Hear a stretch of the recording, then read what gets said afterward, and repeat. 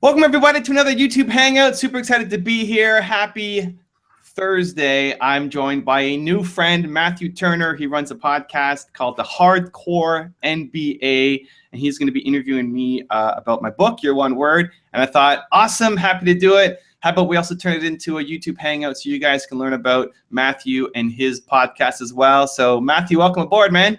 Evan, an absolute pleasure, man. Really happy to be on board and have you on well, I suppose it's cross-promotion of shows right now. I love it. It's cross-pollination. It's great. So for people who may not be familiar with you or the Hardcore MBA, can you give us like a quick intro and then we can get into your interview? Absolutely, man. So yeah, the Hardcore MBA was started by Erlend Bakke, who's an author himself of Never Work Again.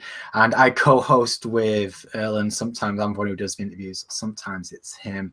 And it's just a podcast where sometimes we just chat about entrepreneurial adventures, and many times we interview fine entrepreneurs like yourself, especially authors. We like to interview authors for books that we like. Me personally, my name is Matthew Turner, aka Turndog.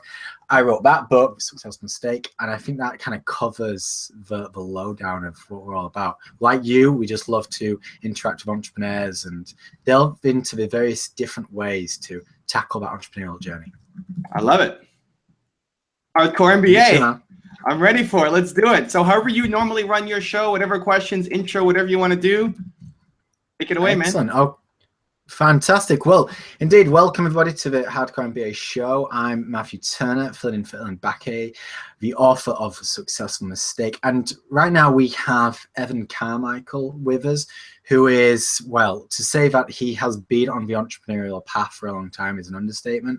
Been involved from a young age, had plenty of hits, and is a bit of a social media and YouTube personality. And fairly recently, he released his book, Your One Word, and we're going to talk about that among some other things today. So before we get going, I mean, Evan, can you just drop in real quick and give us, first of all, thank you so much for being on the Hardcore MBA. It's really awesome to have you part of it, and I'm excited to hear your story.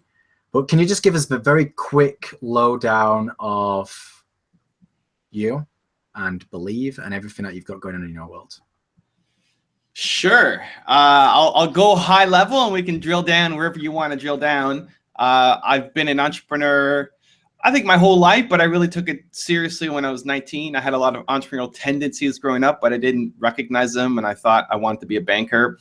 At 19, I had my first company. It was a biotech software company I had with two people from my university, and sucked at the start, made all the mistakes you make, and was, living below the poverty line. Eventually figured it out, built it up, sold it, became a venture capitalist, and then from there moved to try to help motivate and inspire entrepreneurs to not have to go through all of the hell that I went through in building my first business.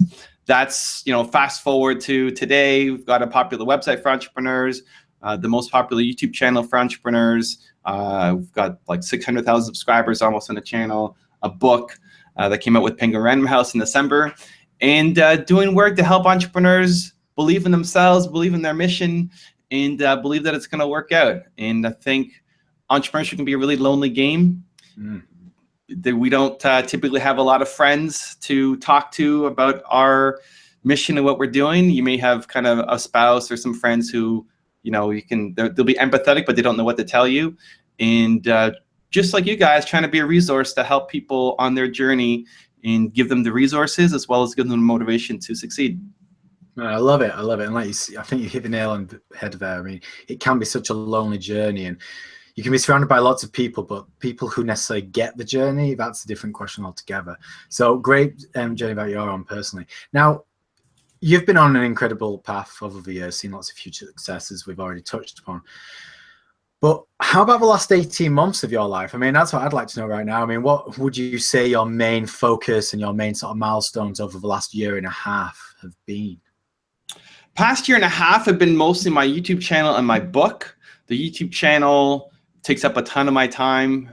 We've been building it. I don't know what the numbers are where I was a year and a half ago, but we've doubled at least in the past year and a half.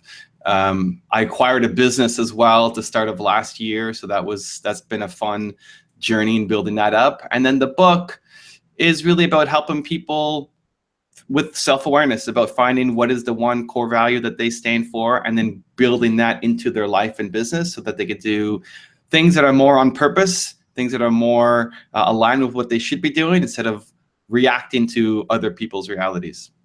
Man, yeah, and I want to dive into the book more, and the book writing journey is enough for myself. I mean, we were just chatting before we hit the live button. It's an interesting one, isn't it, writing a book? Not just the actual writing of said words, but then getting it out there and trying to stand out in the tens upon tens of thousands of books that I published every single month. Yeah, when I first started the book journey, I actually didn't want to. I have an agent in New York, and he was convinced that I needed a book. And I told him I don't need a book. I have a YouTube channel, I have a website. It's like the book is not as important as it used to be. You don't need it to open doors as much as you used to. And he said, you know what, whatever, let's like, I want to start the process with start talking to a literary agent and see where it might go. And during that period, I actually came up with the idea for Your One Word. And I thought this actually makes sense as a book. And yeah, it was a journey to create the content. It took about, I think all in, probably 2 years to write the content, and then edit the content, and then get it up, and then give it to the publisher, and then they take another almost a year to just get it out into the stores. So yeah, a journey, a fun one. Happy to talk about that if that be of interest to you or your reader or your listeners. But it's good that it's out finally, having an impact, people using it, doing reviews of it, and so it's amazing to see this thing that you create out in the world and touching people's lives. Oh, great. It's a very proud moment when it happens. And again, congratulations on that. It is always insane journey, always good when it actually, you get to hold it in your hands. So you actually touched upon this mantra of yours, this one word, and yours is, I believe, believe. So can you tell me a little bit more about what this word personally means to you and the impact it has had on your life over the years? Yeah, so I didn't know that it was about believe. I didn't know that it was my most important core value growing up. And I think a lot of people will walk through life feeling like they could be doing a lot more than they're doing right now, and they don't know how to figure it out. They don't know how to reach that potential. And a lot of it comes from when you are working with the wrong people, when you are working on the wrong projects, you're not going to be happy. You're not going to give your fullest. You're not going to feel like you're doing the thing that you're meant to be doing. And so how do you identify what the projects are you should be working on, the people that you should be hanging around with? It starts not just with a passion of, I like working in this kind of market or this niche or this kind of product. It starts with your values. What is the most important core value to you? And for me, it's believe. And that came from my parents. They always taught me that I was like a Carmichael. I could do anything that I wanted in the world, and gave me that self-confidence. And what I encourage people to do is figure out what their one word is, and then we break it down into 3 parts, which become your credo. And believe to me means self-confidence. It means passion. So you got to believe in the work that you're doing, have passion for it, and believe that it's going to work out. So have the conviction to follow through. So believe is self-confidence, passion, and conviction. And that becomes the lens through which I see the world. And so when I'm bringing on people onto my team, they have to believe and believe. They have to like the mission. And what too many people do is when they're looking at a business partnership or bringing on an employee, or I know, you guys will talk a lot about outsourcing. Too many times what happens is you bring on somebody just for the skills. I need a graphic designer. I need a PHP programmer, and here's the project. I'm like, great, you have the skills to do it. But you want somebody who also shares the same values as you, who believes in the mission that you're on. And I think too many people make that mistake. They don't hire people based off values. They hire people only based off skills. And so if you have a value mismatch, you're constantly going to be fighting. It's not going to be a great relationship. And you're gonna win their minds, but you're not going to win their heart and soul. And I want their heart and soul. I want people to feel like the work they're doing is really important, and we are aligned together. And there's lots of people who have the skills that can complement you, but not everybody will have the same or related values to you. And so most people don't even think about that. Most people don't even know what their own values are. Forget about identifying in other people. And so identifying for yourself what the most important core value is for you, and then bringing that to your life and to your business to say, here is what I'm no longer willing to tolerate. I'm not going to deal with these kinds of people, these kinds of projects anymore. I'm raising my standards. And here's the life and business that I want to try to build for myself. I love that, man.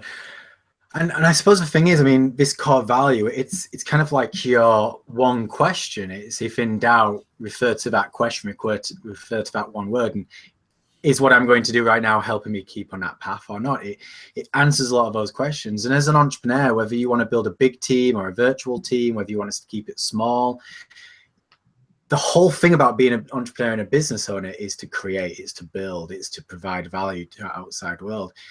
And if you do that without having an idea of like what your core values are, you're going to constantly be skipping from one thing to the next. And people are just going to get this wish-wash view of who you are as a person. Whereas if you're very honed in on who you are, like what this one core value of yours is, then you can make sure everything you do, everyone who comes into your business, everything that you show out there into the world speaks the same message. And that's a really big thing, I think, because it builds trust. Yeah, and in the book we talk about a concept called core selling, where the idea here is people buy why you're doing it more than what you're doing. And so when people start in their entrepreneurial journey, they usually start by selling the features of their product or service. And then somewhere along the lines, they typically move up to the benefits. So it's not just what it does, but how it can help the customer, which is great. And that's how 99% of the world will sell. And it works, but it's inefficient. Where if you look at core selling is, I'm not just selling you whatever product or service is going to help you. I'm selling you a new way of living. I'm selling you the why it's so important. So like if I go to Whole Foods as an example, if I go to Whole Foods, I'm just assuming everything in there is going to be good for me somehow. Like it's not going to be full of chemicals, and it's not going to be, full of antibiotics. If I go to a Costco, I'm checking the ingredients to see what's on there. And I will buy the same thing at Whole Foods and pay more for it than I will at Costco because of the convenience, one, but more that when I go in, I know that I'm doing better for the planet and doing better for myself. And so I don't have to do as much work into understanding what the products are and the benefits to me, because I'm just assuming that because it's coming from Whole Foods, it's going to be good for me. And that's where I want entrepreneurs to get to. I don't want entrepreneurs to have to pitch every single product and the features and benefits every time. I want them to want to buy from you because of you. Because if Matthew Turner recommends this product, then it's good, period. And I don't have to worry about looking at all of the features and benefits, right? And so that's where I want entrepreneurs to get to. I want people to connect with the values of you and why you're doing this and why it's so important to you. And if you can do that, you connect with people on an emotional level, and they'll buy not just one product from you, but multiple products, and continue to keep buying, and tell their friends about you. Yeah, no, totally agree. I love that. And I want to touch upon something that you mentioned earlier about how the book came to be, because we've looked at your one word, believe, and how that came to life. The book is all about helping other entrepreneurs discover their one word. You said that at first you didn't want to do the book, but then you reached a point where the idea came about. So how did that idea come about? Was it a natural progression? Was it by listening to your audience? Was it something you just kept seeing over and over again? Like, how did this idea for your one word become? Yeah, so it started off as the book pitches that my agent had, I just didn't resonate with. I just didn't like any of those ideas. And he's like, you know what, let's just throw some out of the publisher and see if any of them hit. And I'm like, okay, whatever, do what you want, I'm not going to hold you back. We'll try it out and see. And then while they were in that process, I was going through this myself, figuring out, I had just kind of come through figuring out that I was about believe, and I was bringing it to my business. So it was not just a personal thing for me. It wasn't just that Evan Carmichael is about believe, but I can bring this to my company and it's going to have a big impact. And so I was testing it with my newsletter and my YouTube channel, and I started getting anything that was believe related had way more reach, had a way bigger impact, just worked way better than any of the old stuff that I did.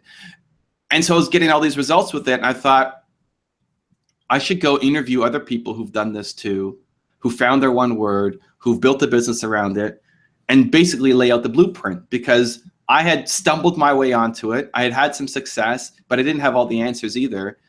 And then I went across America to interview people from a $500,000 business to $1 million to $5 million, up to $150 million in revenue. Actually, the first one is $50,000. So like just just getting a full-time income for yourself.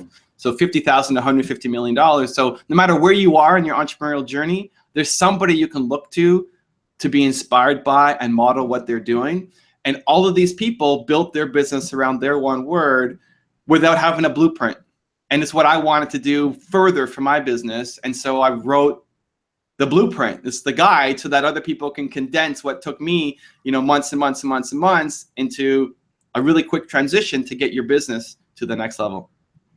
That's amazing, Jenny. I imagine you met some incredible people, formed some amazing relationships. And I don't know, what was there a big difference between those people at the 50,000 mark versus the 150 million? Obviously, I suppose the tactics will be vastly different, but in terms of the one word and the approach and the mentality? I think that's a good question. I haven't been asked that question. I like it. Matthew's bringing the questions. Hardcore MBA. I think all of them were really committed to the mission. So they're really committed to making an impact on the world beyond just making money. So they all want to make money, right? And like, money's important. Hey, we're in business. We're entrepreneurs. Money is important. But there's one thing that is more important. It's like money is number 2. So money is not like number 30. We're not in charity unless we are. But even then, charities need money. So, money's number 2. What's above it? There's something else that's more important than money. And so what is that? And all of these entrepreneurs I interviewed were focused on that first and then money second. Some of them, have raised lots of venture capital. Some of them are bootstrapping, starting from the bottom. I think different people have different backgrounds, different experiences, different skill sets, the ability to offer more value versus somebody else. And some of them are in businesses that just scale a lot bigger than other businesses, right? Like a product business can scale way faster than a service-based business. But the one commonality that they had was that they all really believed in their mission and what they were doing. And they saw the world through their one word, and they started bringing that to their company. So it was really cool to see that it's not just a strategy for a startup, and it's not just a strategy for somebody who's raised venture capitals, like now making hundreds of millions of dollars. It can apply to every step along the way. I mean, I find that inspiring because sometimes you hear stories and you think, oh, that's great for the person starting out, but they'll reach a certain level and this strategy or this ideal will no longer be, applicable. Like, it only scales so far.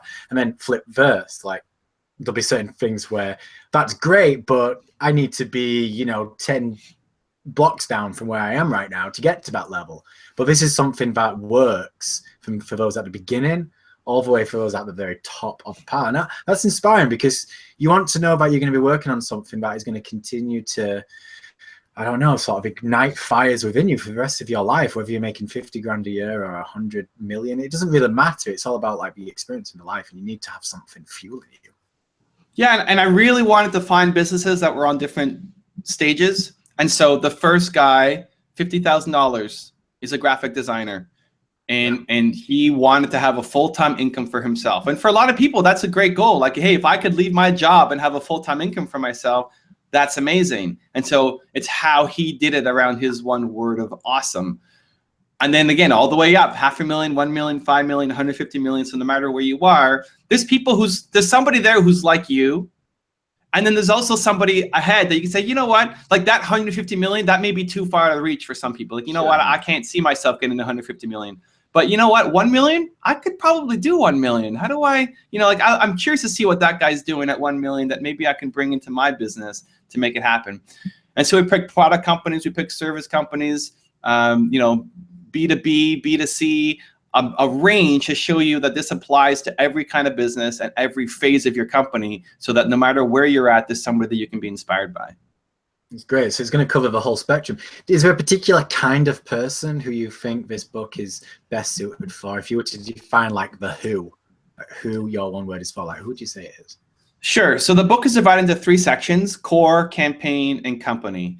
Core applies to everybody. Core is, if you're a human being, you have a core value.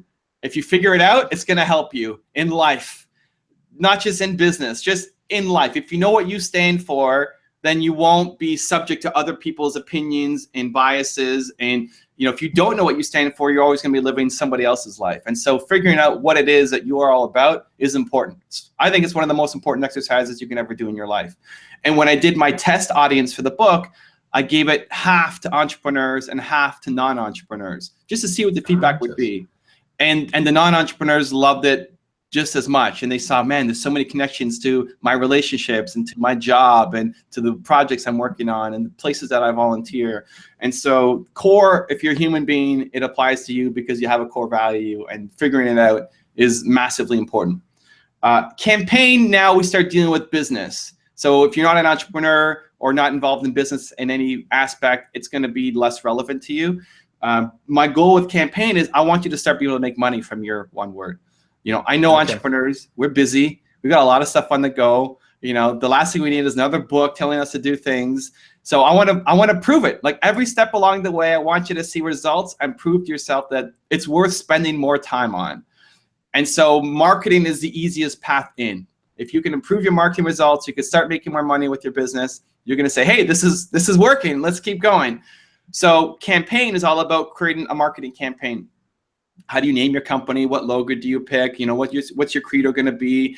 Who the enemy of your company is going to be? All of those things that can make up a successful marketing campaign that you can start immediately putting out there in your business. So if you have your own company, it's highly relevant. Or if you do marketing or any kind of business role in a different company as part of your career, then it's relevant to you. And then the last section is about company. And this is most geared towards entrepreneurs, and then people maybe more on the people side of a business. So we look at, how do you hire based off your one word? How do you fire based off your one word? What's your onboarding process? How do you raise capital? How do you build an advisory team? You know, what does your project management system look like? And how can your one word guide all of that? So that's not relevant to everybody, but if you're in business, then it will be. So, you know, as we get further on, core, campaign, company, there may be sections that are less relevant to different groups of people, but the first one is worth a read, because if you're a human being, you have a core value and it's worth figuring out.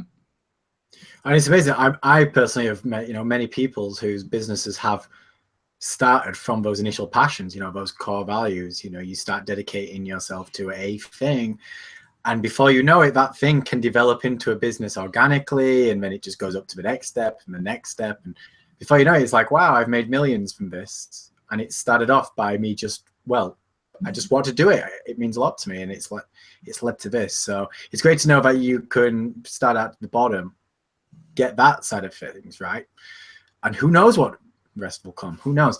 Now, I'm always interested when I speak to fellow authors, because there are literally, like, I think the numbers are over 1,500 books published, and that isn't even including all the ones on Amazon, pretty much per day. It's like a ridiculous number.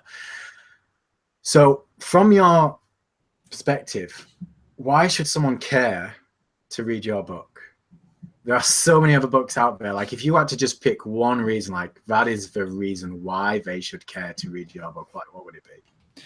I think if you feel like you haven't reached your ceiling. I think if you feel like there's a lot more potential in your life, if you're walking around feeling like you hit your potential and like life is great and amazing, great. But if you're walking around feeling like I could be doing more and I don't really know the plan to get there, then this book can help. And what I encourage people to do is, even if you just go to a bookstore and pick up a couple pages and read it, like I like to do that. I go to a bookstore, I get recommended a book, I'll go and check it out, and I'll flip through a couple pages and see, right? Like, pick it up, go through a couple pages and see, like, does this speak to you?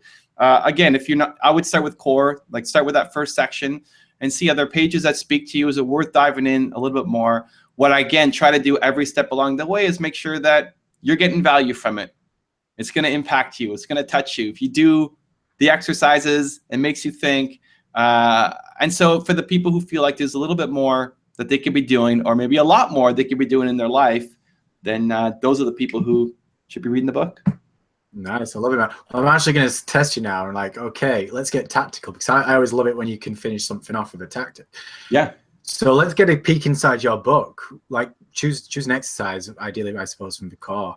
And I don't know, like, what those listening, those watching right now, what can they do in the next 24 hours to get them thinking about this philosophy, getting to think about their one word, so they can start this journey before they even pick up your book?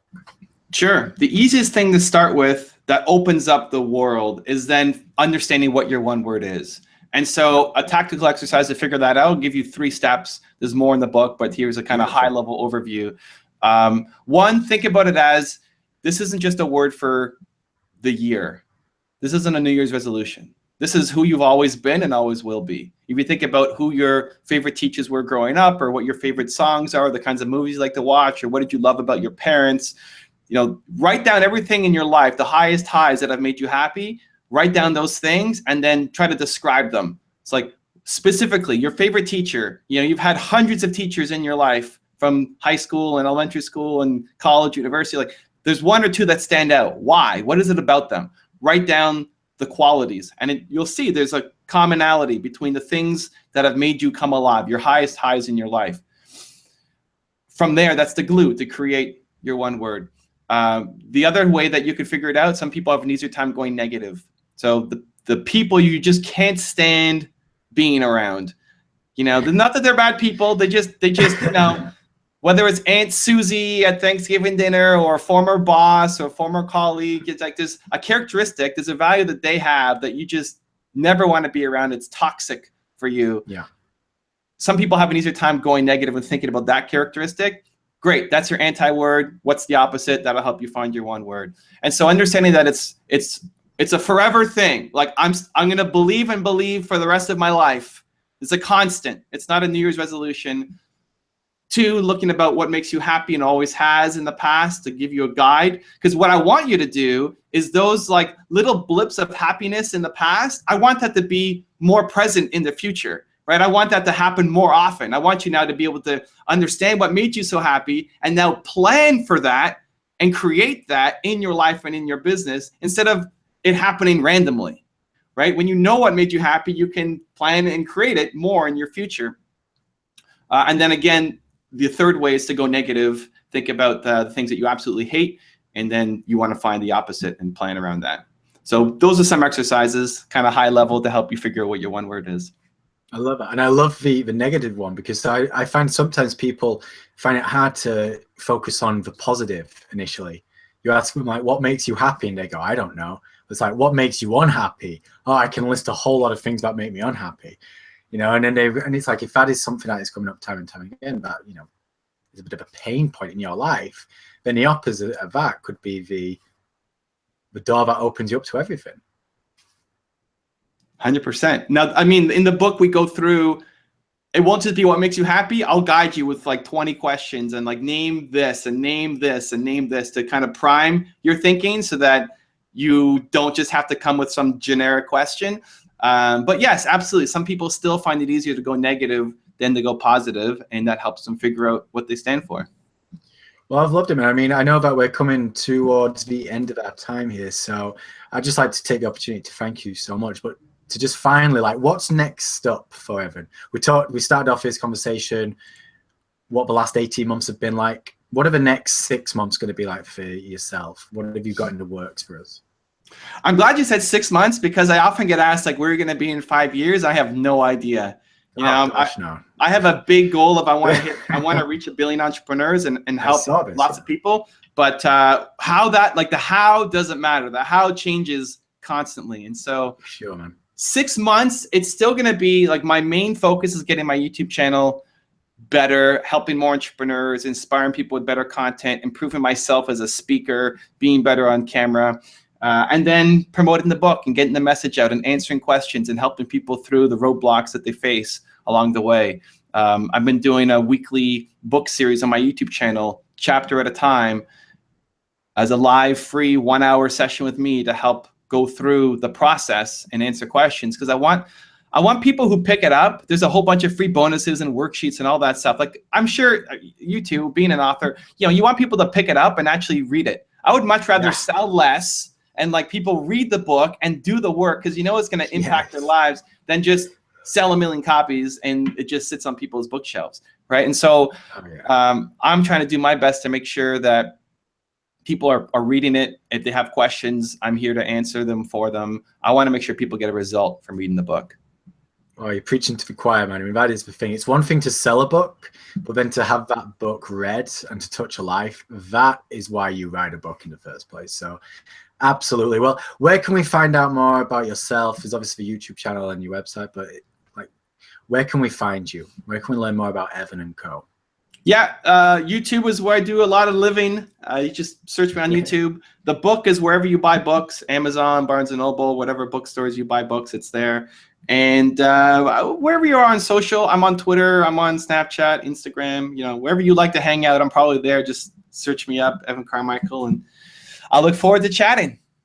There you go. So get your Google ready, guys.